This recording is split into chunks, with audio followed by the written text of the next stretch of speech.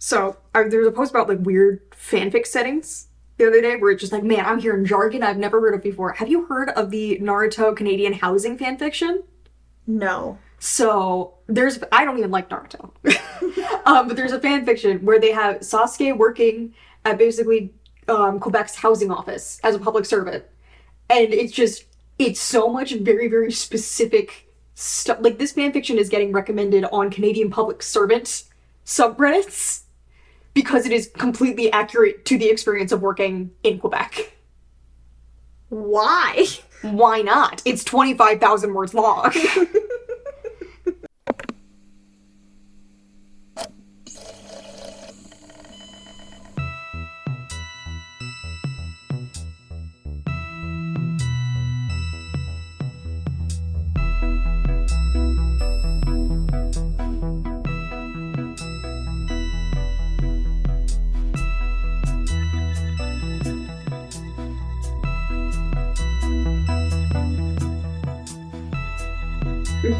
Okay, welcome back to the Kill Your Normie podcast, where we go deep on nerd culture and pop culture, and get deep because, yes, it is that deep. Mm-hmm. It is that deep. This week we are discussing the movie of the summer. It is Superman Summer. It's Superman Summer. Super Summer. Super Summer. Mm. Some people are saying Super Fantastic Summer because Fantastic Four comes out in a couple weeks. Everyone's actually been very cool about them competing at the box office. Mm. But yeah, we saw Superman this past Friday on opening day. This is the last movie we're doing. This is the last movie we're doing. This is just, it's too hard to schedule viewings and turnaround and everything else. We have other topics we want to cover, so. Yes, that is true. So, yeah, this will be our little review / discussion of Superman.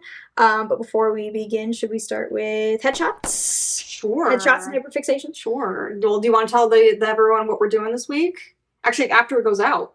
So, yeah, when this goes out, we will be at Kineticon at the XL Center in Hartford, Connecticut.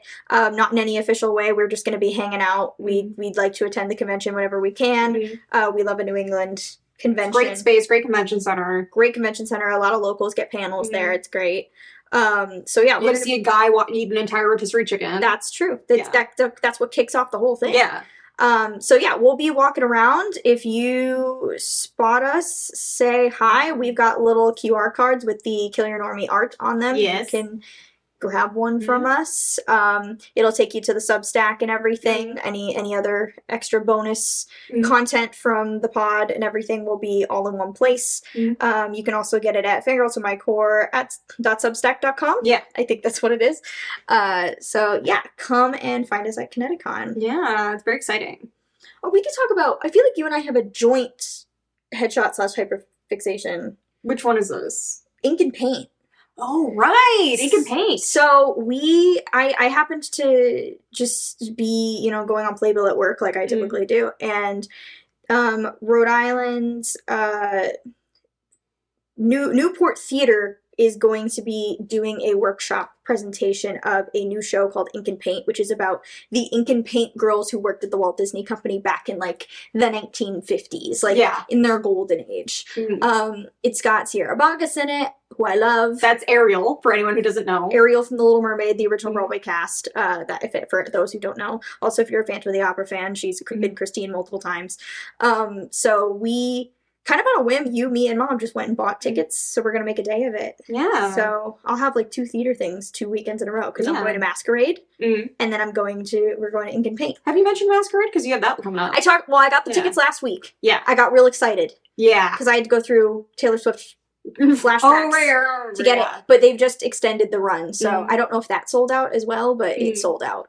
Yeah. So, still curious as to what it is. I don't think performances have started yet, so I've seen no descriptions of what it's like. I've seen no reviews. Watch it be a Wonka situation. Oh my god. I am with the unknown. I'm so terrified it's going to be a Wonka situation. Yeah. I'm so scared. I mean, it is run by Andrew Lloyd Webber's company, so I would hope there's like quality to it. But I am terrified it's going to be a Wonka situation that I spent a lot of money on. For me this week, I mean, for the past few weeks or so, I've been having a Frozen hyperfixation. Oh my god. For no fucking reason. I'm not even going to go into detail. It's bad. I'm kind of getting out of it, which is good. But yeah, no, Frozen hyperfixation. I don't even think it's that good a movie. The first one? The first one. I don't think it's that. It's a solid 6, 7. Like it's not a great movie. It's They're fine. gonna come for you. Let them come for me. Let them come for me. Let them drag me kicking and screaming from my home. But yeah, Frozen Hyperfixation, and then the other one I just started a new book, which is very, very good. It's called The Spirit Bears Its Teeth. And it's about trans guy surgeon who's also a spirit medium in Victorian England, and all the horror that comes with that. Well, of course. Yeah, it's very, very good. I've like 100 pages in. I got it like a couple days ago. And you don't like read. I don't read very consistently. Prose books. Yeah. You read light novels and manga pretty consistently. Yeah, but I haven't read a lot of prose in a while. This is a YA, so again, it is an easier read, but it's very good. Really liked it. So nice. Mm-hmm.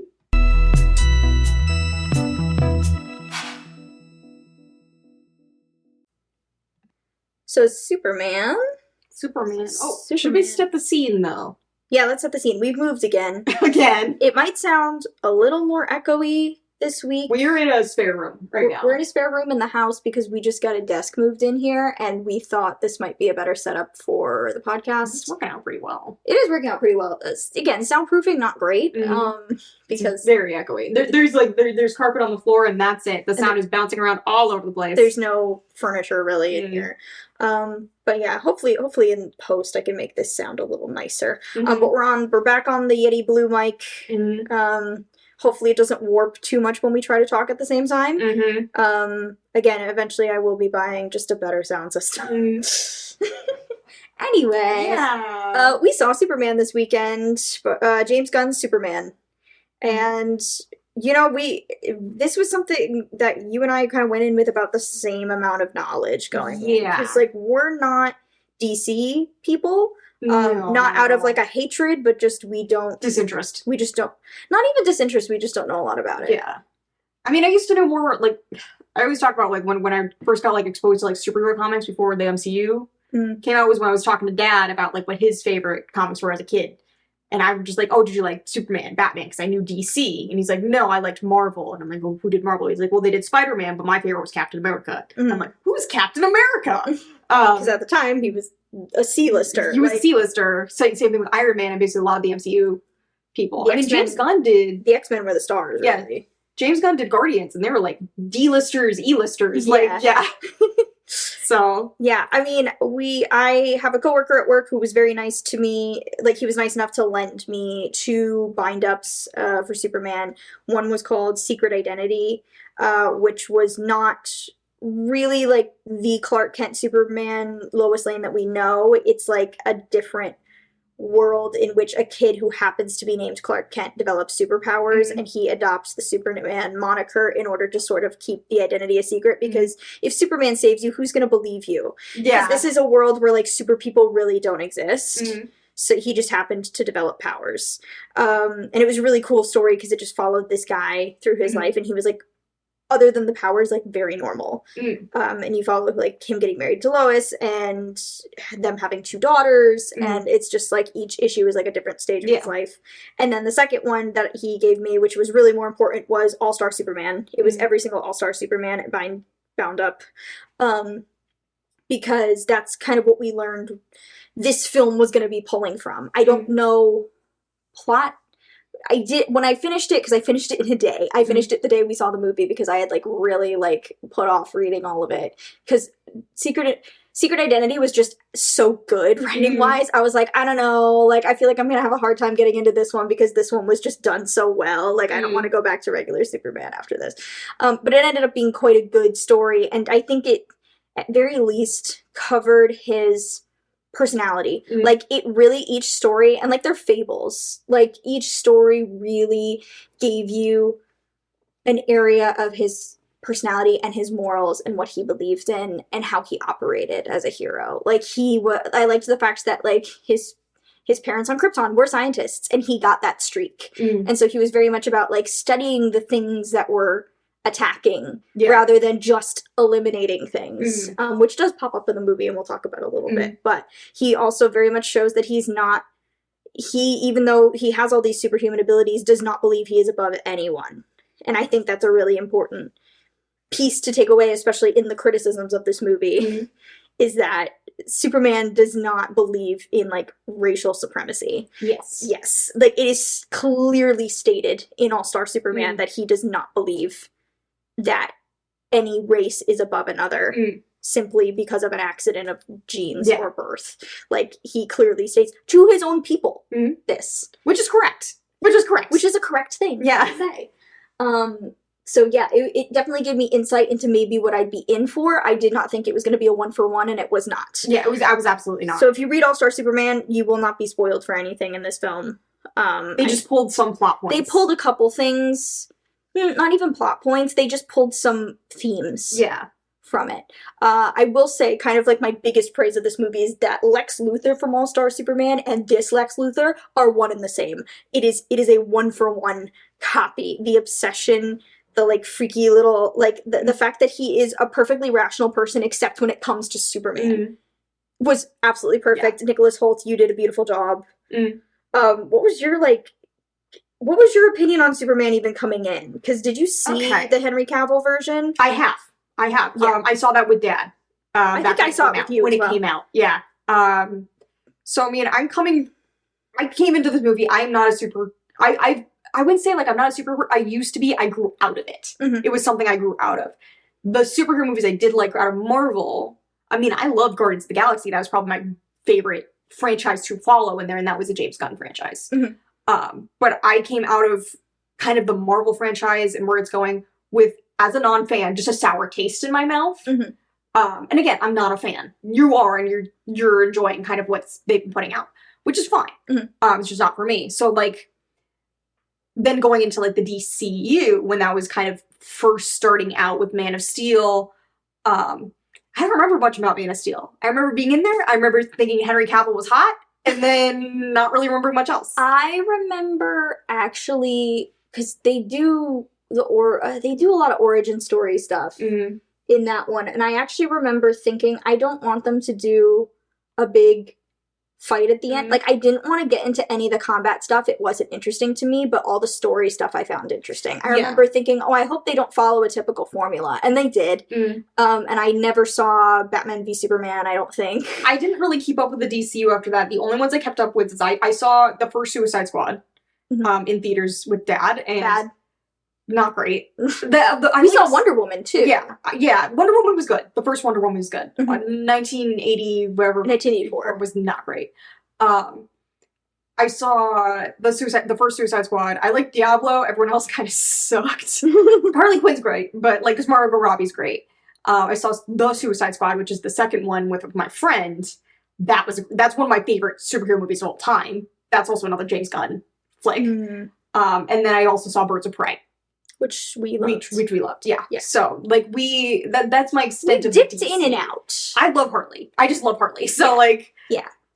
So we dipped in and out. So, like, did you have any expectations going into this? Because at least I had the All-Star comics to lean on. Unless I had seen a trailer in the movies, I decided to go in without seeing any trailers for it.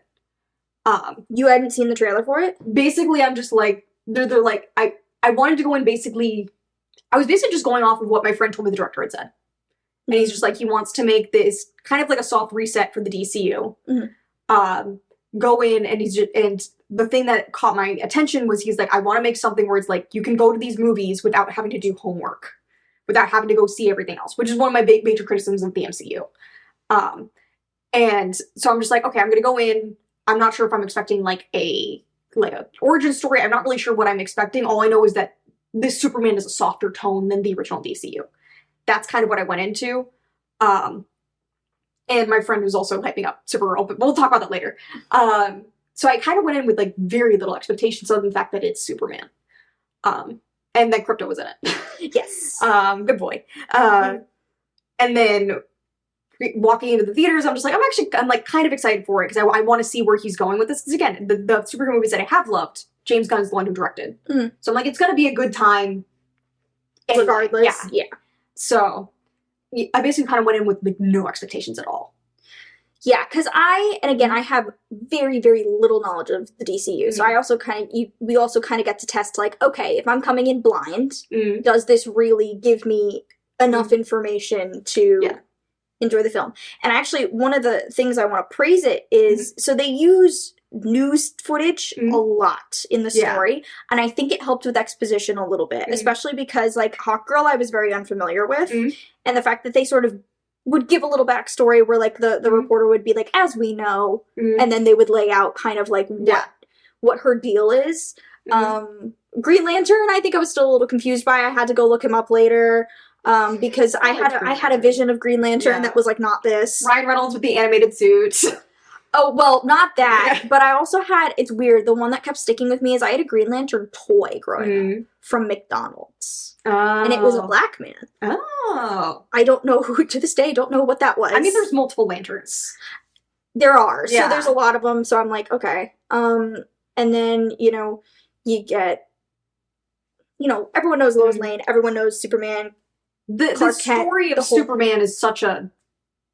It's so in the cultural mythology. It's in the American zeitgeist. It just is, which is why I think you can get away without doing another origin story. Which is what they did. They did not do an origin story for him.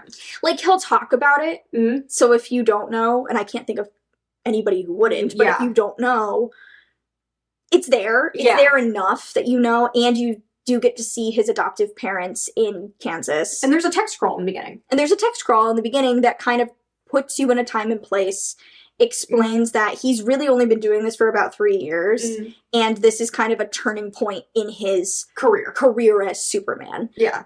Which I think is important because that sets up his conflict. Because, I mean, you run into problems with things like Superman where he gets too overpowered, and then there's no stakes. Yes. Which this movie does not have a problem with. No, there are definite stakes. Like, every fight scene, you do genuinely feel the struggle and how difficult they are making it for him. Yeah. On purpose. This is a Superman that bleeds. This is a Superman that bleeds. This is a Superman that struggles.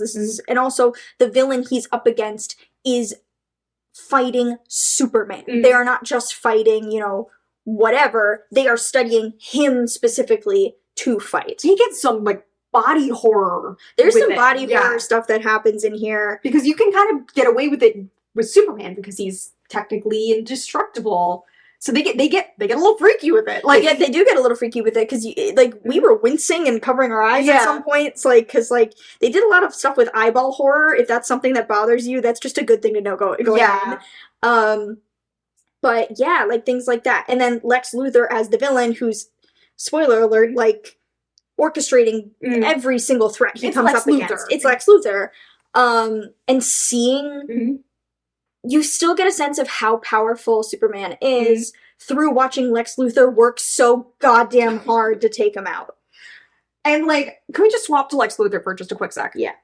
Fantastic performance. Nicholas Hoult did a fantastic job. He's over the top and goofy tech CEO stuff, and then, like, when shit gets real, he is incredibly intimidating. He is. He's very scary. They like, James Gunn made a point of being like, when he's bad, I want to make him the absolute worst. He's going to do everything that's like a no. He's like, he's threatening to kill a baby. He kicks the dog. He kicks the dog. He might, you know, he's torturing the dog. Yeah. He's gonna, you know, play Russian roulette with this guy that Superman shook hands with one time. Like, it's, he has no moral compass. He doesn't, like, you can just tell there is no limit that he will not go to achieve this one particular goal. Most in-character billionaire I have ever seen. But phenomenal performance by this guy. Yes, pitch perfect Lex Luthor. Yeah. Like Jeff Bezos, Elon Musk on steroids. It really is. Yeah. Which is probably where the woke allegations come from. Because they're too hard on billionaires. And I'm just like, but they're actually doing this stuff. So it's... There was no question about what the opinion on billionaires was. It was very black and white. And I think in this case you need it. Superman doesn't need moral grayness. The moral grayness in him comes from... That's for Batman. That's for Batman. He doesn't need moral grayness. Superman is a paragon. And the interesting part about Superman being a paragon is that it comes from when he doubts himself. And it comes from when he doesn't think he's making the right decisions. Because also, like, there's an end credits scene that is very, very cute, where he's talking to Mr. Terrific. Yes. And Mr. Terrific had just basically stitched an entire city back together. And he notices that one of the buildings is kind of crooked. Like, it's just off a little. And he's just like, well, he's like, what, do you want me to do it again? And Mr. Trevor's like, what, you want me to rip it apart and do it again? And he's just like, no, it's a little, it's a little, little long. And Superman's just like, God, I can be such an asshole sometimes. Not even God. So Superman is so adorable because he's saying gosh darn, golly. In the year of our Lord 2025, he's saying golly. Like, this man will not even come close to swearing. It's so... This man will never say fuck. Just like Bucky Barnes. Unfortunate. Yeah, it's just really... He's so endearing. Like, he cares so much. He's also definitely, like, if you want something done right, do it yourself kind of guy. I think he's very detail-oriented. The fact that, like, one of the big kaiju monsters he fights, he doesn't want it dead. He's like, can we just, like... humanely take it down and I can capture it and I can take it to like a specialty zoo or something because I know he's got one. Yeah. According to the comics, he's got one. Yeah. And he's like, I'd rather just study it and like decide like what the best thing to do for it is. The fact that he even wants the best for the bad guys. Yeah. He because even Lex Luthor, like he tries to sympathize with him and be like, you're brilliant. Like you need to like get a grip, my guy. Like. You could be great. You are sabotaging yourself by being insane. Yeah. Like, Lex Luthor does not give a fuck, but like, but yeah, like to also talk about like the giant kaiju monster scene, like there's scenes where you'll see him basically like, he'll save random woman and then calm her down from a panic attack. Yes. In the middle of a fight. He saves a squirrel at one point from getting crushed. Yes. Like this is a guy that, he's got a big old bleeding heart on his sleeve. Like he's a good guy and it's been so long since I've seen a superhero movie just about a good person. And not like, I'm doing this, but I hate it the whole time. Yeah, or like, I'm doing this, but at what cost? Yeah. Or I'm doing this because there's a little bit of that because the conflict of the film is that right before the film begins, Superman gets involved in a foreign conflict.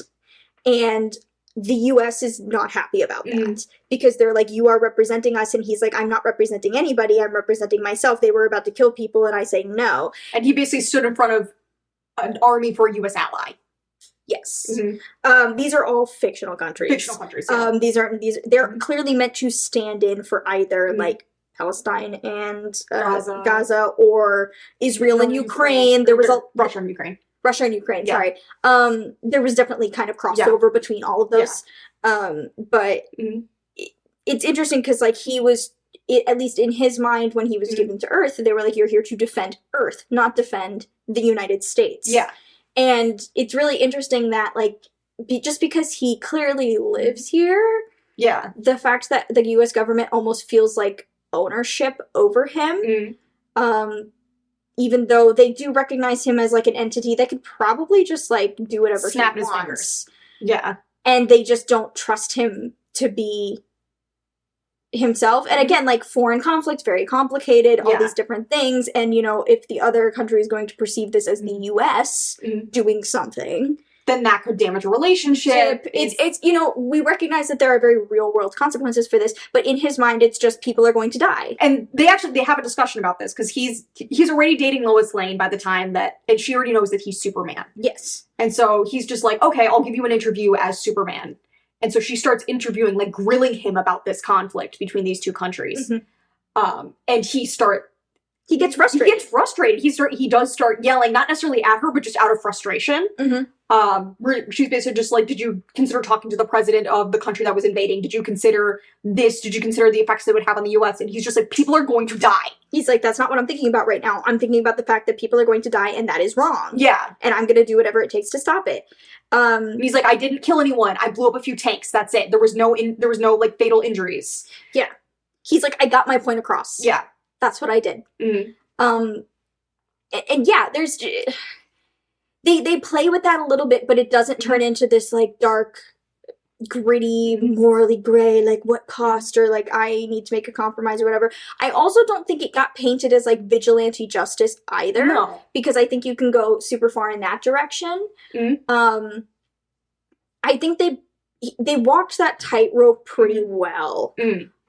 One thing we felt like they didn't quite do exactly right was his alien status. Yes. So one of the big turning points in the film, by the way, just like caveat, just spoilers across this entire episode. Spoilers, everything.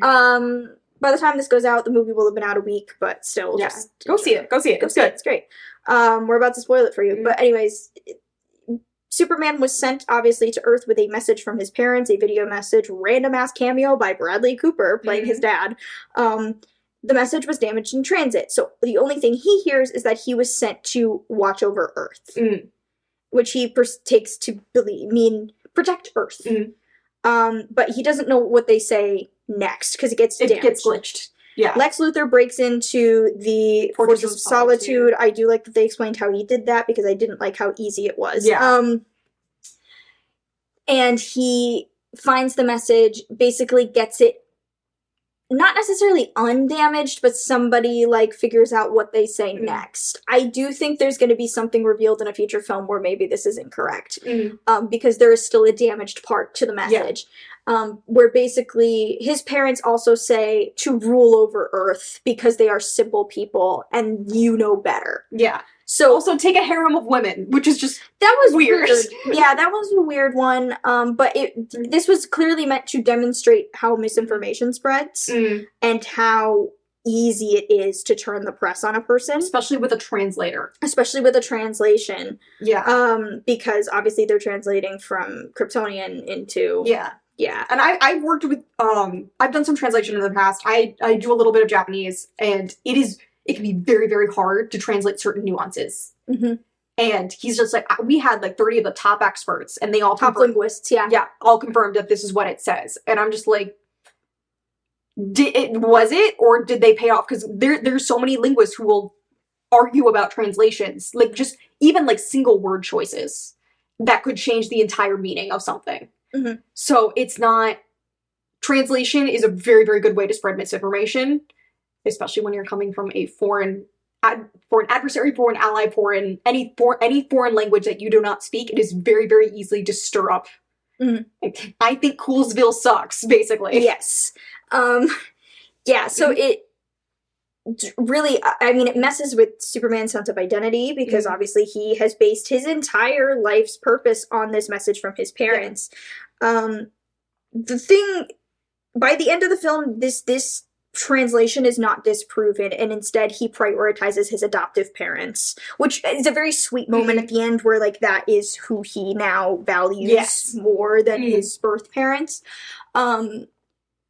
We did say, if you're going with the illegal alien allegory, having the race from which you come be automatically labeled as evil and threatening and warmongering, especially if they intentionally sent you to be evil and threatening and to warmonger, which is something that certain people will use to justify violence against groups of people.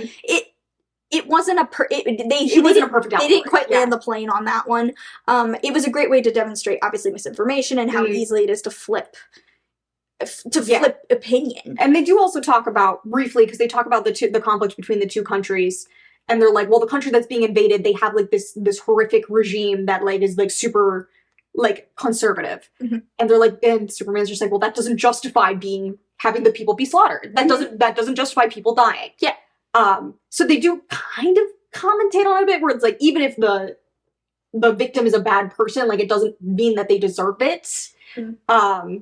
But again, they just don't stick on the parent part. It didn't sit right with me. And again, I'm hoping they're gonna find a way to walk it back in future films. That would be, it's another step where, you find out something that'll give him a little bit of peace about that, especially about, like, where he comes from. Because I imagine, like, despite the fact that he is now prioritizing his Earth family, that's probably still got to eat at him a little bit, because he's like, well, I am literally, like, it's in me. He probably may feel like it's part of him. And because it's Lex Luthor who announces this translation, so if he's talking about the top linguist that he hired... Yeah, I automatically was like, no. It bothered me that Mr. Terrific was the one who said, well, no, if it's really, like, these... Oh, because Superman's like, that recording must be fake. Because it was damaged, I never heard it before. And he's like, it must be fake. And Mr. Terrific, who's a big tech guy, like, he understands these processes, he says, I know these guys, they won't say it's true if it's not. And I was like, I don't believe that. because of who, Everyone has a price. everybody has a price. I'm just like, because of who this info is coming from, I don't believe that for a second. Again, it's so easy to twist a foreign language's words. It's so easy. Yeah. So again, I'm hoping in the future they will walk it back, just for Clark's sake. But yeah, that was one thing. That was kind of, I gave on Letterboxd, I gave it a 4 out of 5 just because I felt like that bit was fumbled. I felt like it was a loose thread. Might be on purpose. I don't know. One thing I felt like they did really well was Lois Lane. Oh, I love Lois. I have not seen a Lois Lane I liked until now. I haven't seen many. Like, but I saw Amy Adams, and I love Amy Adams. She just didn't do it for me. She's sweet. She was too mild-mannered for me. This Lois, who cannot stop pushing, who cannot stop digging, who cannot stop, whatever. I really related to her a lot. And she's willing to, like, because she's also willing to, like, turn off girlfriend mode and be reporter mode. Yes. Because, again, they do have that argument about Superman interfering in a foreign conflict, because she's like, I'm a reporter, I'm supposed to be grilling you on this. And he was like, well, don't put that in. She's like, this is not a relationship conversation, this is a reporter and subject conversation. You need to understand, you need to abide by the rules. If you want something off the record, you have to say off the record. Like, it's the fact that she really stuck by those ethics and everything, I think is really important. Also, talking about the fact that in this film, the Daily Planet, not only did they, there was the TV news media, but Daily Planet was print. Yeah. They made it so clear, and there was a little bit of online whatever, but Daily Planet was print. And there was a little bit, I will say, part of it could have to do with the anachronism stew of kind of the time period, because they were like, the clothes were kind of 70s. Yeah, it was unclear. There was no mention of anything from our universe. It felt like it was very self-contained. The bands they mentioned are not real bands. Yeah, but there was also, like, smartphones.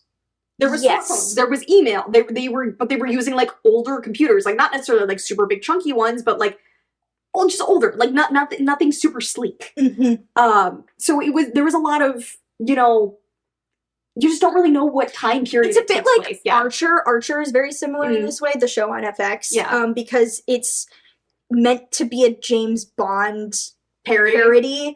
But they have a lot of technology, but it's clearly the 60s. And then as time goes on, it kind of becomes the 70s. Yeah. But, like, again, they still have, like, really high-tech stuff. But, like, the smartphones aren't really a thing, but sometimes they are. Like, it's really, like, time period ambiguous. And I think they did that with this as well. And I think it works. It works. I think it does work. It creates a style to it as well. Like the way Fantastic Four is going to look. Yeah. The fact that they picked the time and place and they're really leaning into that stylization, even if it does take place in the actual 1960s. Yeah. Like, it's something, and it like, I like the fact that Metropolis has a feel to it. Yeah. Feels very New York, but it's a feel. Yes. It actually, I guess the skyline is Delaware.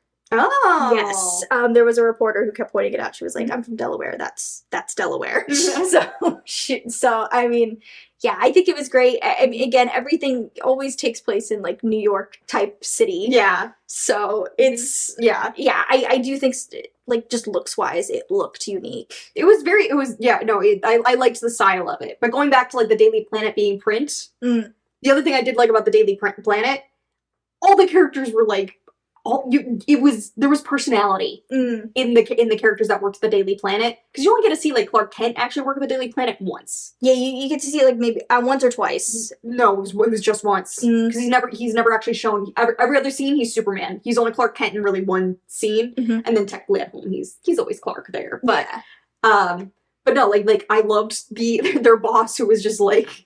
There was, like, one guy who was just, like, always frazzled. There was one girl who was just, like, hot cleavage, glasses, blonde. Yep. And then Jimmy Olsen, who was, like, one of my favorite characters in the entire thing. Loved Jimmy Olsen. Yeah. There was a character Beck Bennett played. I forget what his name is in the comics. He actually, like, shows up way more. And his whole thing is he does just, like, sort of lightly bully Clark Kent just all day, every day, but he's also a big Superman fan. Yeah. It's sort of like the Flash in Spider-Man, the Flash, like, from his school, not Flash, like, the superhero, where he's kind of, like, picks on Peter Parker, but loves Spider-Man. Yeah. Like, so, and Beck Bennett, I love as an actor and a comedian, so I'm kind of sad we didn't see more of him. I'm hoping there were, like, other bits and things that maybe they filmed, but they just cut. I hope there's more of him. The entire ensemble was actually pretty good. There wasn't a character I disliked. I hated Lex Luthor, but that wasn't because he was badly written, it was just because it's fucking Lex Luthor. Because even his team had clear personalities. His girlfriend, Eve. I mean, MVP. I love her. Because it's like her stuff that ends up like kind of saving the day. She's like this vapid bimbo type character who you just see like she's wearing like hot little outfits and taking selfies in the background, and then you find out she's hooking up with Jimmy Olsen. Jimmy Olsen on the side, but she can't break up with Lex Luthor because Lex Luthor like vehement, like just absolutely punishes any of his ex-girlfriends in like the worst possible way. Any kind of betrayal to him is like a no-go. Yeah. Even at the tiniest slight is a no, and he'll throw you into like literally interdimensional prison. Yeah. So she knows this, she recognizes the damage, so she plays dumb when she's around him. I mean, she is kind of still a little dumb, but like she ends up saving the day at the end. By basically, like, she leaks all her selfies, and in the background there's a bunch of classified information. Yes. It's so funny to me because Lex Luthor, it seems like a guy who like is constantly thinking ahead. I do think he is definitely like cut corners kind of thing. Like he is about fast. Yeah. But it's so funny to me where I'm like, you have a walking, talking security risk that you are dating. And I'm like, this is literally the easiest way all of your shit gets rocked is because your little girlfriend posted your classified documents and maps. I am all for Eve. Yes. So she was a great addition. Like initially all of us would be like, oh god, girl, every single time she was on screen, but then towards the end we were like, okay, I can rock with Eve. Just the entire cast was great. I mean, there was Green Lantern. People were mixed about Green Lantern. I liked him. Nathan Fillion as Green Lantern. I'm mixed. I don't know much enough about Green Lantern. Basically, because people were like, they thought he was like the Green Lantern. And I'm just like, no, because I know there's multiple Green Lanterns. I'm like, he's probably one of them. I don't think he's the guy. And that's kind of what it turned out to be. I think they don't really like specify. I think they're going to specify later that like he's based off of like one of the other ones. But I thought he was fun. I thought he was fun because even though he was like a snarky asshole, he was being played against a bunch of other characters who had all different types of personalities. So it stuck out and it made him work. Also, like, he's blowing up all these tanks by making giant middle fingers. He's great. Also, like, Mr. Terrific as a character, his fight sequence with Lois Lane on the beach. Great. Incredible. Yeah. And, like, that was one thing where I was just like, this is quintessential James Gunn. Like, this is what I would expect from his type of humor, his type of thing. Speaking of James Gunn having like personal stake in this, let's talk about Crypto. Crypto, the best boy. This dog cannot be contained. Every time he was on screen, we just loved him so much. I kept telling you, I'm just like, if anything happens to this goddamn dog, I'm gonna I know, that was another thing. I was like, if they kill the dog, I swear. And like, cause I know he's like indestructible because he's Crypto, but like, it was like you would see him get like tossed around and stuff like that. And it was just, oh god, you would just feel so bad. Yeah, but yeah, he was so good, and he was based off James Gunn's dog Ozu, who just is the worst. Basically, Crypto is like cannot be trained at all. He bites everyone like in a playful way, not even like maliciously. Like he's playing. Yeah, he's never like attacking really hardcore. He does think that all of Mr. Terrific's like drones are balls or toys, and he keeps going after them. Yes, that kind of stuff I thought was fun. He's just so cute. MVP of the movie. Yeah, he was adorable. That was actually when I saw the first teaser for Superman, the fact that they started with Crypto saving him from the snow. Which is the opening scene of the movie. It's the opening scene of the movie. That was the teaser. And like he calls him over, and I'm thinking like, oh, this is like, you know, elite dog. And the dog immediately starts just jumping on him and breaking ribs and stuff because it's Crypto. He's excited. He's excited and he doesn't know his strength. And like, it's funny because like Superman doesn't seem particularly affectionate towards him. He's dog sitting. You find out he's dog sitting for Supergirl. Yeah. Who is partying on other planets. Yeah. And clearly she did not train this dog. And if there's anything like more, I don't even know, like it just felt right. I work with dogs too, so seeing this was fun. I feel like we all know some like crazy party girl who like has a pet that she has not trained. Yeah. and just wrecks the house or the apartment. I mean, I meet one of them at my job every single day, so like, Yeah. So it was Crypto. Just best thing about the movie. Even if the movie's bad, I think I would have liked Crypto a lot. And they did torture him like a little bit. They did. They tortured him a little bit. That was like, there's one of the super villains in the movie. Has nanites, so like tiny little robots. Yeah. That basically kind of like they just kind of get everywhere. Mm-hmm. And she uses them multiple times to basically try to suffocate people by getting them in your mouth. And it's one of my biggest fears. I don't like that. But she does that to Crypto at one point. Oh, I missed that. That's how she disables him. Oh, I thought it just like covered his head and he couldn't get it off. I assumed it was kind of a little bit of both.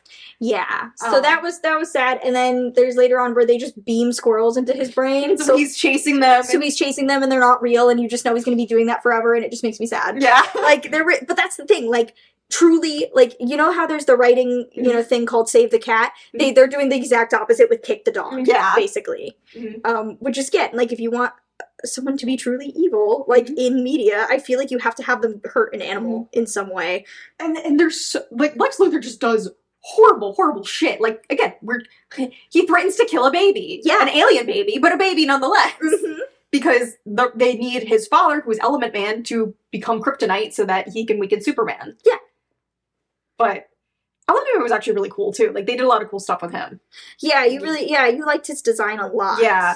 Because he's basically just, like, he's humanoid, like, he's kind of rocky, blocky. Yeah. But, he's, like, humanoid, but then, like, when he gets into fight scenes, he's like, oh, suddenly I'm exploding out and I'm just a head because all my regular body's is hydrogen. Or now I'm like an octopus type thing so I can get through this thing. Or now I'm a rocket. Now I'm this. Now I'm that. And they did a lot of cool stuff with him. His CGI kid did not look like him. Yeah, the CGI. Do you want to pivot to special effects for a bit? Like, what did you think? They worked for the most part. I think nowadays, because I know to look for CGI, it's hard for me to believe some of it. The nanites felt really real. Yeah. That felt really real.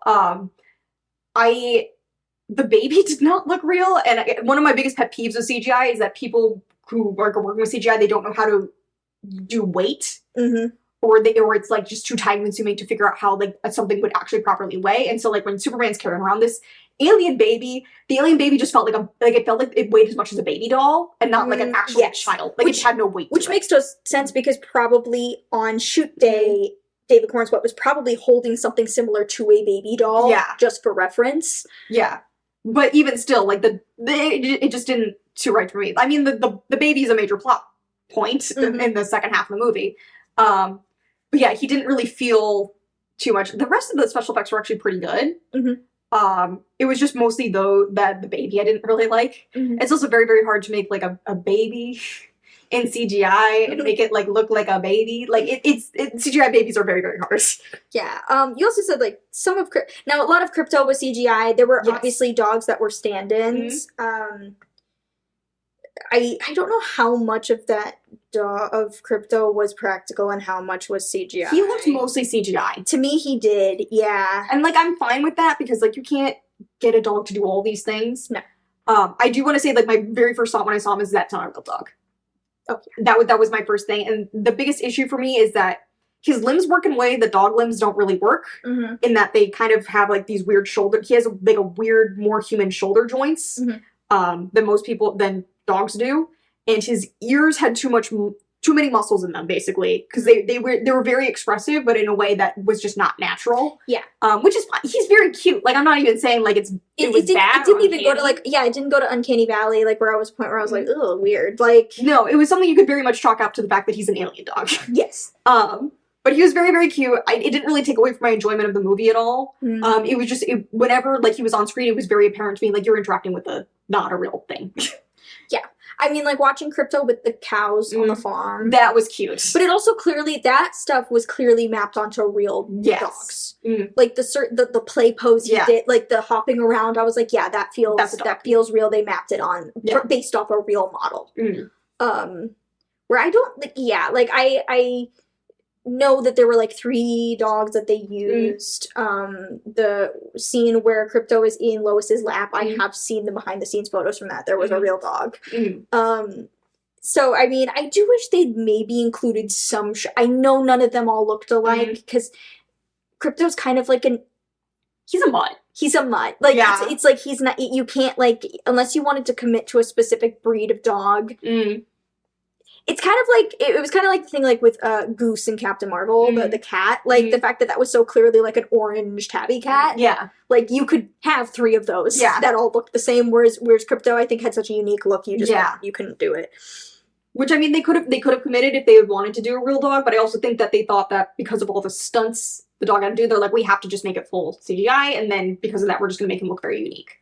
Yeah. And also, like, being slightly based off of James Gunn's dog, I think they wanted the appearance to roughly match. Yeah. Because Ozu, from what I've seen, is like a gray kind of mutt dog, but really, it was the ears. Yeah. The one up, one down thing. Which that's normal. It was more the way that the ears moved that was unnatural. Yeah. I work with dogs for a living, so. But yeah, it's, I don't know. Again, like, I was able to kind of, like, forgive the movie for the CGI failures, even if you can say it's not like a CinemaSins thing where it's just like, that's bad. It was more just like, yeah, no, CGI is difficult, and you did the best you could with what you had. So, yeah. I do want to go into just a little bit, like, some of the discussion we've seen of it online. I mean, there's the obvious discussion that's happening, which is they're like, Superman's woke now, which is... He's been woke. He's been woke since... There's no argument here. Since 1938. So I think we can kind of, like, move past Superman would hate you. Superman would hate you. Yeah. I mean, we've had the same argument about Captain America for, like, years. Yeah. So I think we can kind of move past that. And they're my 2 favorite boys, so... One of the interesting things I've seen popped up, I told you, I said I saw a clip from a podcast, and I wish I could remember what it was. And it was 2 guys discussing the film. And someone said that Lex Luthor sees Superman like how artists see AI art. And we had a discussion about this we in our meeting for this. Well, it wasn't a meeting. I think it was just you popped in and we just kind of talked. Yeah, we just kind of talked. And you said, I don't, what was, like, you said, I will one up you, basically. Basically, I don't think that this is how Lex Luthor views, I don't think Lex Luthor is the artist in this scenario. I think that the surface level interpretation of it can be there because Superman was born with this. Yes. Superman was born with this, all these powers and this incredible work, and everything you can do, he can do better. And Lex Luthor has to work like tooth and nail to match Superman's level. But when you think about that, it's not that Lex Luthor's the artist. Lex Luthor's the AI. It's Superman's the artist. And not necessarily because, like, oh, he has all this natural talent and artists just have natural talent. It's like, no, he works for his morality. He works for his position. He works for all the image he has. And again, it's something that comes naturally to him. I think the work is in his restraint. Yeah. Because, like, we were talking about how there's a scene where he kind of falls into this river that basically can kill all organic life, but he's Superman, so he's fine. But he has a baby with him. That baby would die if it hit the water. And so he's trying to fight off this thing while holding this baby above water at the same time. He could totally have just dropped the baby. He could have totally just dropped, but that wouldn't be Superman. Yeah. And so then you go to Lex Luthor, who is trying so desperately to beat Superman, but he's not the one fighting Superman. No. He's not the one fighting Superman. He studied Superman. He designed a thing that was meant to fight Superman. A literal clone of Superman that he literally said is worse than him. Yeah. Like, worse than him. I've been referring to him as Bucky Barnes Superman because he looks like if David Cornswet played the Winter Soldier, like, down to costuming and haircut. It's crazy. Yeah. And then he's not even the one controlling this clone Superman. He's outsourcing it to, like, 30 interns. Yeah, he's outsourcing it to 30 interns, and, like, there's one scientist that's working for him that will point out to him, like, hey, we are going too far in some instances. You're going to create some irreparable damage. Like... And the guy's just like, no, that's fine. And then he'll say to him, he's like, well, can't we just blah, blah, blah? And the guy's like, theoretically, and he's like, fine, we'll do it later. Like, he does not pay attention to caution. He cuts a lot of corners because he's so tunnel vision. Yeah. So he's not he's not the artist in this scenario, he's the AI. He's trying desperately to copy the thing. He's trying desperately to copy Superman. I think if Superman didn't exist, he would be happy as a clam, doing whatever the fuck it is billionaires do.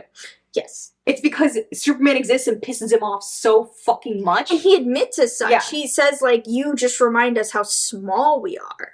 And I'm like, the dude, like, doing good and saving, like, it's like this weird envy because... Like, you can do it too. You can do it too. Yeah. You have, like, the human version of superpowers. Yeah. You have all more money than God. Yeah. You could do all these things. In All-Star Superman, there was... Lex Luthor constantly tries to frame his anti-Superman sentiment as saving the world.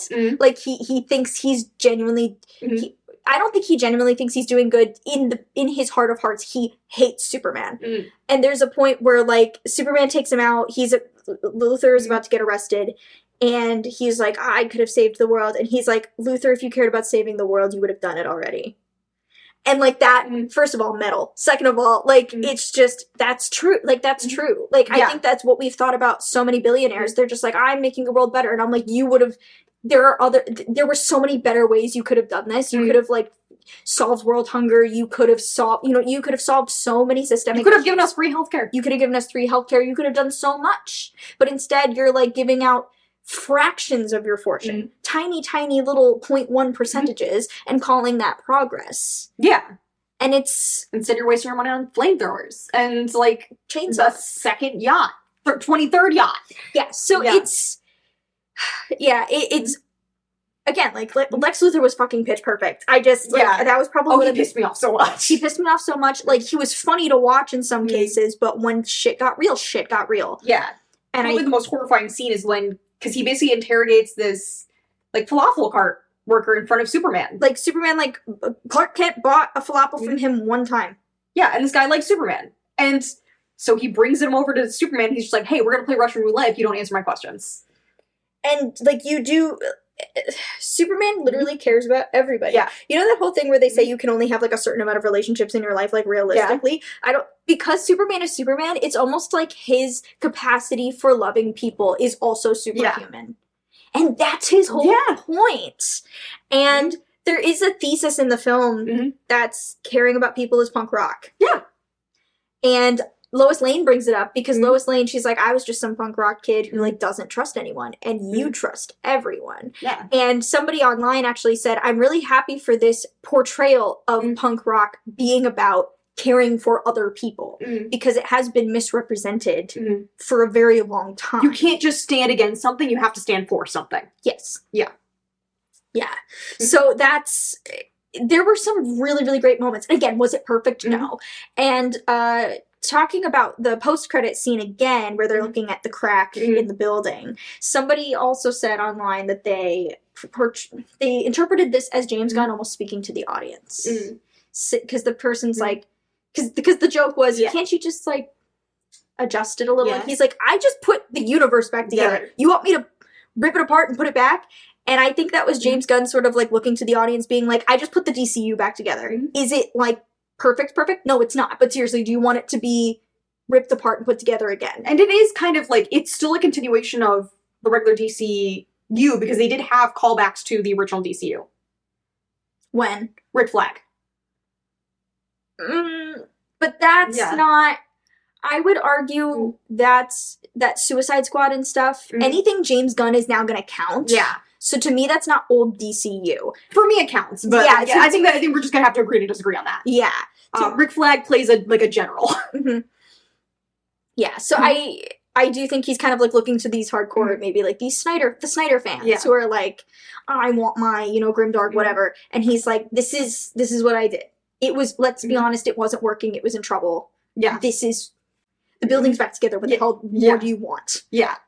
And it's successful, and it's doing. Oh, people loved it. It's theaters, it's making it's doing gangbusters. Like, it made $22 million in previews. I saw guys cosplaying to our yeah, everybody, and I was seeing families dressed in Superman gear. Yeah. I don't even think I saw that kind of stuff at Thunderbolts. Yeah. Like, I wore my Avengers dress and everything, but, like, I don't even think I saw... Like, the Superman logo is so ubiquitous. Yeah. It's just... I do think it was a smart move for James Gunn to pick Superman to be The linchpin. the beginning. Yeah.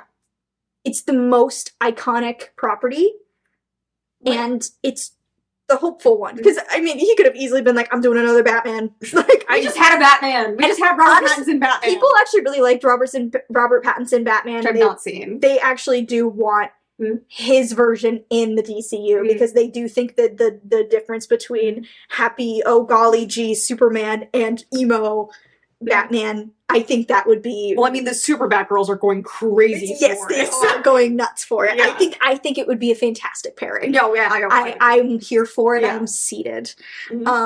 Speaking of, like, future of the MCU, do we want to talk about Supergirl for a minute? Okay, so I know more about what's going on with Supergirl than you do, actually, surprisingly. Yeah. I know more about Supergirl than you do, genius. Because my friend, who had kind of, like, pitched to me Superman, because I'm just, like, he kind of like was the one who like got me excited for Superman, because I'm just like, yeah, it's happening, but like I'm still on the fence.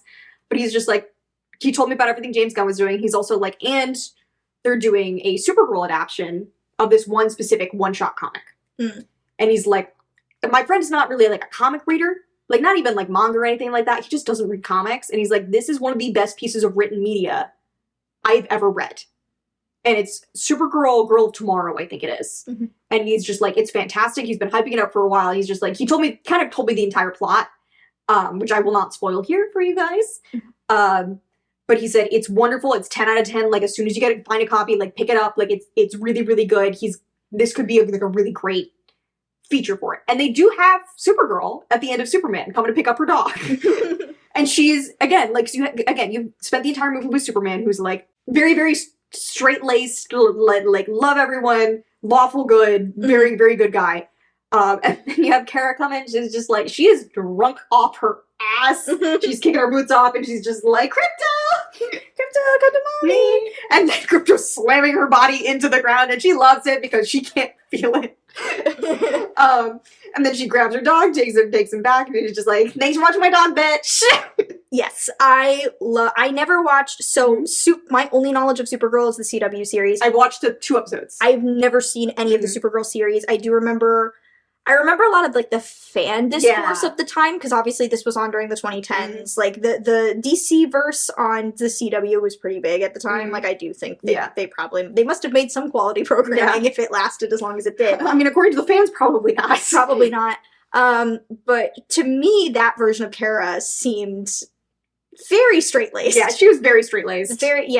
So seeing this version of her, I actually was more interested. Yeah. Because I do think sometimes with these sort of Boy Scout, Girl Scout characters, you can get kind of bored.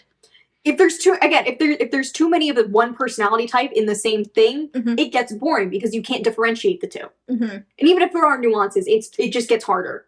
So like having this very, very straight-laced Kryptonian guy, and then having this hard-drinking party girl. He felt very, I know they're cousins, but he felt very Big Brother to her. And he's just kind of like his role. He is. He's sort of like, I saw an article where they were just like, David Cornswet brings dad energy to Superman. And I was like, no, it's older brother energy. I was like, if anyone brought dad energy, it was probably Henry Cavill. Yeah. Okay, let's be clear, not dad energy, daddy energy. Daddy energy. But like, it's... I get Big Brother from David Cornswet, especially in the behind the scenes clips where you see him with the kids. From the big kaiju sequence, they have a featurette when the children were working, and they were like, do you like working with Superman and stuff? Because I think they saw him as that. They didn't see him as like, I'm an actor, and that's the guy playing Superman. To me, it was Big Brother energy to me. And then like when he's helping like other women out in the street, it definitely felt like really good son energy. And I think that's what... Listen, I'd bring him home. I'd take him home. No, this is a guy you would take home, and your mom would love him. Mom and dad. Dad wouldn't bring the shotgun out at all. No, he would ask to help with the dishes. Yes, he would. And that's who Superman is. You want a guy who looks like he will ask to help with the dishes. I do, and I think David Cornswet, I've been a fan of him. This is the thing. I'm getting into this thing now because everybody's like, oh my god, he's so hot. And I was like, I liked him first. No one knew who he was. I liked him first because he showed up in this show called The Politician on Netflix, which was a Ben Platt series. It was a Ryan Murphy thing. He played a character named River, who was kind of a catalyst character for the rest of it. And first time I saw him, I was like, oh my god, who is that? Yeah. First of all, because he's gorgeous. Second of all, because he's good. And then I didn't see him pop up again, really. I know he did, like, a series about, like, police corruption, but I never watched it. He did a movie called Look Both Ways, which was, like, a rom-com. And then he did the show Hollywood, which was another Ryan Murphy thing. I could not get through it. There was so much gratuitous nudity in that I couldn't deal. Yeah.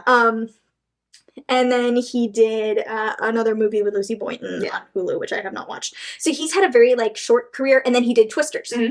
And so people started to, like, pick up on him in Twisters because they liked his side character. And now, but I had seen fan casts for him for Superman for a few years. They had popped up, like, on Instagram and on Tumblr. So when they officially announced it was gonna, because in my head I was like, he's not big enough. I worry, like, he probably won't get it because he's not, like, a big enough name. And I was so happy when he got it because I was like, that's Superman. Like, 100%. He's so good. He's so good. Yeah. He's a Juilliard grad. He's cute. I like him. Theater kid. Yeah. Theater kid. Yeah. I also, because he did have a scene in the middle with his parents, his adoptive parents, not his real parents. Yeah. And you definitely get the, like, he's like the good old Midwestern boy vibes. Basically, Lois takes him to his parents to basically recover from kryptonite poisoning. And they're just very sweet to him. They're just like, oh, Clark, like our boy Clark, and like then they see like something happening on the news, and they're like, Clark, you're gonna want to see this. He comes and sees what's happening on the news, and just like, listen, I've already washed your costume, already washed your boots, and I'm just like, oh. And he has like a nice heart to heart with his dad too. Like it's just the Kents are so sweet, and he's like that's their boy. It's their boy, and it's just I also love the fact that again, like, because at the end of the movie, he decides to sort of really truly prioritize and appreciate his Earth family, because his parents. His birth parents were really something that he really clung to, especially in times of stress and times of trouble. The robots in the Fortress of Solitude would, like, turn on the message to soothe him. And then at the end of the movie, when they say, do you want to see your parents? He says, yeah. And you get a bunch of home videos of him as a child with his... Like a baby. Like, with his Earth parents. And that, first of all, sobbing. Yeah. But, like, I think after that visit with his parents, you see him sort of be like, I have had support and people who believe in who I am. Because he was trying to explain to his dad, he's like, this is what I based my whole life on. My whole personality, all of my morals, my whole code was based off this one message. And it's a lie. And technically he's lying to himself because he wasn't basing his morals off that message. He was basing his morals on what his parents taught him. Which is true. Yeah. So I think, it was so good. Like, it's so good. And it didn't feel, because again, Boy Scout characters can get real boring. And I think that's, like, if going to, like, the Captain America comparison for a bit, like, Captain America is not your rah-rah pro-America, pro-government guy. He's pro-justice and truth. To use a fake Fire Emblem quote, I do not love my country, I love the people in it and want to see them well. Yes. And that's, I do remember there was, like, years ago, there was that thing where people were like, Captain America wouldn't vaccinate. And I was like, Captain America's mother died of polio. He literally had polio. He had polio. Steve Rogers, who had every single ailment under the sun. Steve Rogers, who probably shouldn't leave the house. Who could probably be knocked over in a stiff wind. Like genuinely, like this was the kind of like silliness that I saw, and like it's the same thing with Clark. I think the fact that again, like government bodies, foreign conflict, all that stuff, the fact that that didn't matter to him, it was like people are gonna die. People are people. Yeah. Like it's I don't know how crazy he would feel about Hot Girl dropping that president. I was all for it. Yeah, no, he doesn't need to know that. He doesn't need to know that Hot Girl killed the president of a foreign country. Which is interesting because the Justice Gang, as they called themselves, are they government sanctioned? They are government. See, that's crazy to me because they went and murdered a president of someone. Well, she wasn't. No one was watching her do it. So I know. So it's like it's certain things where I'm like, they're so concerned about Superman, yet the one that is on your payroll is murdering people. Hot Girl, from what I know, is kind of morally ambiguous anyways. Yeah, so. she looks fun. I hope we Yeah. get more of her. I also love Isabella Merced. I think she's a great actress. That's Dora, if you don't remember. Really? That is Dora from Dora and the Lost City of Gold. Ooh, that's a good movie. That is a fantastic movie. And they're making a second one, but it's not with her. Yeah. Yeah, it's... I really enjoyed this. And again, not a perfect movie. I've definitely had maybe superhero movies I've come out of being like, that was perfect. This not one of them, but again, like, it was different. And it was refreshing. It would be, and also because with the way the MCU is right now, I do feel like, again, like, peak MCU is kind of a bygone era. It would be really nice to be of an adult age when something great is starting again. Yeah. It would be really nice to be like, okay, Marvel has had its moment. We did a lot, and I love Marvel and I have a soft spot for it. But it's not what it was. I would love to be able to, like, get into the DCU as it happens. Yeah. And I think appreciate it. Yeah. And I think of James Gunn's kind of vision for it, where he's like, you don't have to see every movie in order to get any of them. I think that's going to be a little better for me just going into it. I think it's going to be a little better for the audience going into it.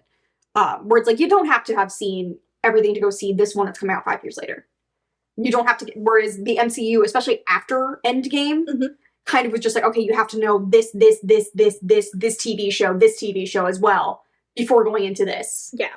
I also think it would give people, like, options. If you like lore, MCU. Yeah. If you don't want to have to do a ton, DCU. Yeah. There you go. Options. Which is fine. Yeah.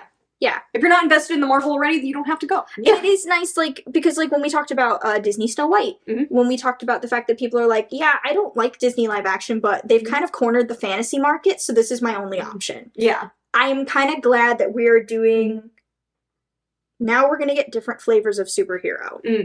I do think the MCU is doing a little better in terms of genre shifting and, like, different flavors of superhero, but... Again, like, you need a little... DCU's got a very different vibe to Marvel. So I think we need variety in genre. In genre fiction. Yeah. I do think we need that. We saw the trailer for Project Hail Mary while we were there. Who is, for those who don't know, that this is also by the same writer as The Martian. Which obviously is... This looks fun. This looks fun. Yeah. So, like, it's... I love to see more genre fiction. I love to see more sci-fi. I'd love to see stuff that isn't tied to a franchise. Obviously, Project Hail Mary has the goodwill of The Martian to make it a thing, even though those two books have nothing to do with each other. Yeah. Same thing with, like, something like Murderbot. That's sci-fi with some really great commentary, but it's not... It can be a franchise, but the thing itself is really self-contained. Yeah, I'm really happy to see. I wish we could see more stuff in the fantasy market. Yeah, that's what I think. I'm a fantasy girly, so, like, that's kind of my bread and butter. I did mention to you the other day, I'm just like, I'm having trouble finding good fantasy that's appealing to me, because I'm just like, I'm looking for, like, women-centric fantasy, but so many of it is either romantasy, which I'm not a big romance person at all. Yeah. Or, like, just because I'm boss doesn't mean I can't girl. Which is not really my cup of tea either. So, like, it's been strange. I've also, because I've been on Disney hyperfixation, going with the Frozen fixations, just like, man, I just wish we could get more of this. Yeah. Yeah. I think variety in cinema and in just media in general, I think is a very good thing. Yeah. More options is always good. More options is always good. Again, like, there's that, you know, that overwhelming sense of choice where people do talk about, like, streaming services and stuff. It's really hard to pick what to watch and things like that. But I do think there's that, because everything kind of looks the same now. Yeah. I think that's why we need variety, so you have very clear... When I watch Gilmore Girls, I know what that's going to be. Yeah. When I go and watch something, like, more modern, like Murderbot, I know what that's going to be. Those are two different things. I think that's also kind of one of the main appeals of anime, is that to people who, like, are into anime, when you see an art style, you kind of know what you're in for. And to the untrained eye, like, to you it's all Naruto, but, like, something like Shoshimen's gonna be different from One Piece, gonna be different from freaking Tokyo Ghoul, gonna be different from other stuff. So it's all different. And I think live action kind of needs that as well, where things can be tonally different. Because, like, a Wes Anderson film has a very, very different vibe from a James Gunn film. Well, Yeah. I think there's like the auteur thing. Yeah. We need that. I wish we could get some new auteurs. That would be nice. Yeah. Say something with your directing. Yeah, like have very clear, like, I mean, it's nice to know that we've got things that people are known for, like Greta Gerwig is almost kind of becoming a bit of a new Sofia Coppola in the terms that she, like, really speaks to girlhood. The fact that she's going to be doing Narnia, that speaks to childhood, but also people are really rooting for her to, like, kind of fix Susan's whole thing. Yeah. Because of what, obviously, what happens to her. That's like a different... That's a whole different discussion. Yeah. But, yeah, it's... I think variety in cinema, and I mean, people have been crying for this forever. Like, just something else. And the only other thing I say is that the audience right now is very apathetic about what they see in theaters. So I think, while Superman might be a good starting point for some variety in at least superhero movies, other films are going to have to take notice and start eating some of Disney's bag a little bit. Especially when it comes to the fantasy market, but yeah, but like, because like a lot of audience, they will not see something unless it's an IP they know. It makes me curious about the Odyssey film. That'll be interesting. That's gonna be interesting because what, like, I'm trying to think, like, because we had Gladiator, but that's not like Greek myth necessarily. That's just Greek. It's Roman. It's Roman. Sorry, I don't know my mythology. That is like the one blind spot I have. They overlap. They do. Odyssey is Greek though. Yes. I've never read the Odyssey, any translation. I should read the Odyssey. Yeah. I've heard sort of preliminary viewings. I don't think it's finished yet. I think it's in post. Yeah. The trailer we saw actually leaked. So I think that's why it's out this early, because like I don't think it's due for a while. Maybe next summer. Gotta say, Tom Holland's very spot on as Telemachus. Yeah, and like again, I don't know these characters well enough to know like if the casting is good or not, but I'm curious for something like the Odyssey. I wonder if it's going to be, because that's a Christopher Nolan. I think it is. Yeah. Hella expensive. Biggest names. It does make me wonder, because a lot of stuff that has been original, and not to say that the Odyssey is original, because it is an adaptation of a very old story. But there's been a lot of stuff that's had massive budgets and then like did not break even. Everything nowadays has massive budgets, but is not breaking even. I know, and that's kind of crazy to me, because I'm like, again, I don't know what stuff costs. I do think sometimes, like, at least, like, you know, Joe Schmo making comments on the internet being like, why are we putting money towards this? This is so stupid. I'm like, I don't think you understand how much any of this costs. But... I was thinking about, because I was looking at Wikipedia's for the live-action Disney movies the other day. Cinderella, which is one of my favorite, the only probably one I really do like, 90 million. Beauty and the Beast came out right after, 150 million. So the bar keeps raising. Yeah, and I sometimes, and we talked about this as well. I said, again, I don't know how much stuff costs, and I don't claim to. But... you and I did talk about how, like, we do think constraints are needed. Yes. I think constraints are needed because necessity is the mother of invention. You know, at Kineticon this week, we are going to be going to a panel basically about an introduction to indie film, basically talking about small budgets. And I don't know if there's an argument of, like, why good, why bad, anything like that, or why, could be helpful. Like, just... some of the best stuff comes from restriction. And that's not to say we need to clip wings and stuff like that. I do think sometimes directors do get given way too much of a long leash. Yeah. And because they are considered geniuses, we'll do it for them. Yeah. And there are sometimes where I'm like, no. Sometimes you need to, like, learn how to work under certain conditions. Just because you are at this level doesn't mean that you should just be allowed to do whatever you want because you feel that is the vision. And I also wonder how much of it has to do with CGI versus practical effects as well, and practical costuming as well, because a lot of people have noticed that, like, costuming has gone kind of downhill in certain aspects, especially in fantasy, and like the fact that, like, a lot of Marvel stuff's all CGI. It's all CGI and very little practical effects except in, like, the horror space. And again, practical effects, costuming, they're unionized. It's expensive. But I'm, like, wondering if them just constantly throwing just like, okay, we can just fix it with CGI. We can just fix it with CGI. Just fix it with CGI is ballooning these budgets. When it could just be like, we're going to put this guy in makeup for 3 hours and then we're going to send him out. Yeah. Yeah. It's also with costuming, sometimes I wonder if, like, how it's shot does it dirty. Because it makes me wonder sometimes if stuff looks better in person. Yeah, well, there's also, like, there's been lighting issues with a lot of films where they're just be like, we're just gonna have very natural light, and it's just like, I can't see anything. But, yeah, I mean, this is just whole other discussion we could have in another day. But, for something like this, I am optimistic for the future of DC. Yeah. Give me something that I can latch onto. Yes. Especially if, like, this is what is going to be in theaters. Because stuff that is mid-budget or lower budget is not going to be in theaters. If you notice, like again, getting to see, like, Materialists a couple weeks ago, I'm like, the only reason why I even got to see that is because it got a wide release, which I don't think would have happened if it weren't 3 of the most popular actors in the world. All good actors, but, like, 3 of the most popular people on Earth right now. And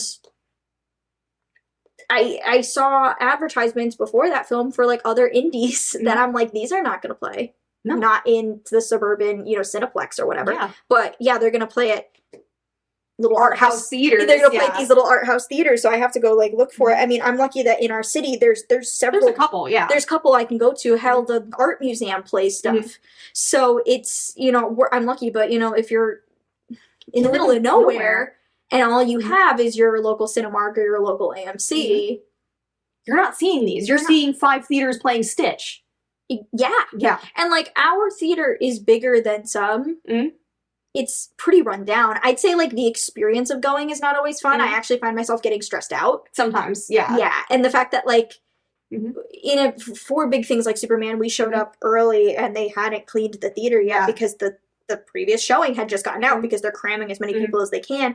And, like, the seats are disgusting. Yeah, they're not great. The seats are disgusting. Not blaming the employees. No, this is 100% on whoever does upkeep. But, like, Cinemark, we love you. Cinemark, we love you. Sponsor us, I guess. I don't know. Fix your seats and we'll talk. Yeah. It's like not a fun experience. I need to go to the little art house theaters. I've been, like, just really putting it off, mostly because it's a new experience and I don't know how to do it.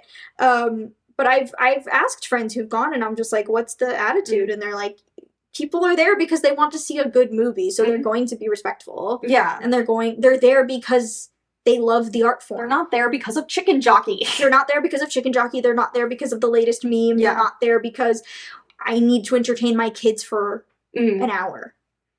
Yeah, which is something we've been running into with movies. Yeah, well, someone brought a baby to Superman. Getting them early. Well, there were 2 little kids next to you and Mom. Yeah, not super little.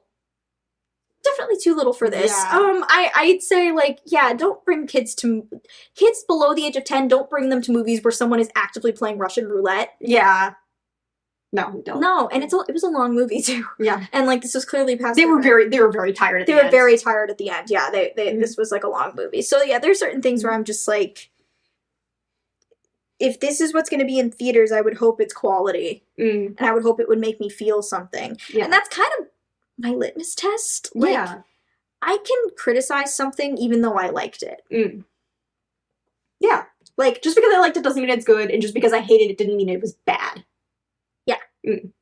Like, again, like, Thunderbolts was not your cup of tea. I thought in terms of, in comparison with Marvel, it was a quality picture. Yeah. But it wasn't my thing. But it wasn't your thing. Yeah. And I feel like because I just have, like, such a color against Marvel at this point that, like, I'm not the best person to review it either. But again, if the DCU is going to be putting out movies of this quality, which aren't perfect movies, but have something to say and have someone who's willing to say something with them, I think we might have a brighter future for what storytelling is going to be from here on out. I think that could be that. Yeah, I definitely left this movie pretty hopeful. Yeah. And again, like, just a new thing to get into. Yeah. As well. Like, the fact that this was my intro. And again, like, I've seen the Henry Cavill one, and that one did not get me excited for Superman. Yeah. I didn't want to go immediately, like, research the comics and whatever.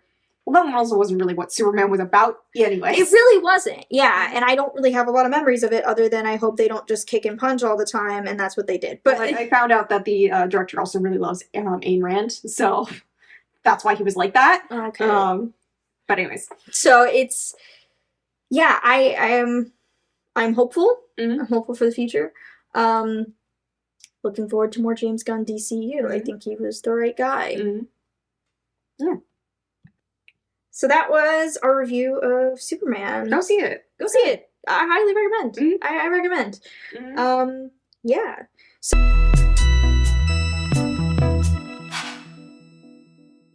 So, if you want to catch more of the Kill Your Normie podcast, you can follow us on Instagram and Blue Sky. Yes. Yes. So, yeah, you can see, you know, if you want your tweet stuff, that's Blue Sky. If you want some clips from the show and like pictures from when we go to conventions or go to movies or anything like that, that's gonna be Instagram. that is going to be Instagram. So catch us there. If you want to follow us separately, let's say you like me and hate Ren. Oh wow, okay. You sure it's not the other way around? hashtag team Lindsey. We need fan base names. We do. Submit fan base names. Yeah, so you can follow me at Lindsey Taft Music pretty much everywhere. You will not find my ass on Twitter. Yeah. I think they may have culled my Twitter account. Yeah. I have no idea. Probably. But yeah, at Lindsey Taft Music everywhere. I'm at 2amrainbow.bluesky.social on Blue Sky and at 2amrainbow-official on Tumblr. Yeah. So, we are, again, this is the week of Kineticon. Yeah. So we will be at Kineticon. Yeah, come say hi. On this, basically, when this goes up, we'll be there. That weekend. That weekend. So this Friday through Sunday. If you're listening a month later, we will not be there. We will not be there. It will have ended. Yeah. But yeah, come to the Kineticon. Come to Kineticon at the Excel Center. It's the Convention Center in downtown Hartford. Yeah. In downtown Hartford. So, yeah, lots of fun there. I heard there's an adoption event. It's gonna be difficult. Yeah, it's gonna be difficult not to take a dog home. Yeah, so we will see y'all in 2 weeks. Yeah. All right. Stay cool, guys.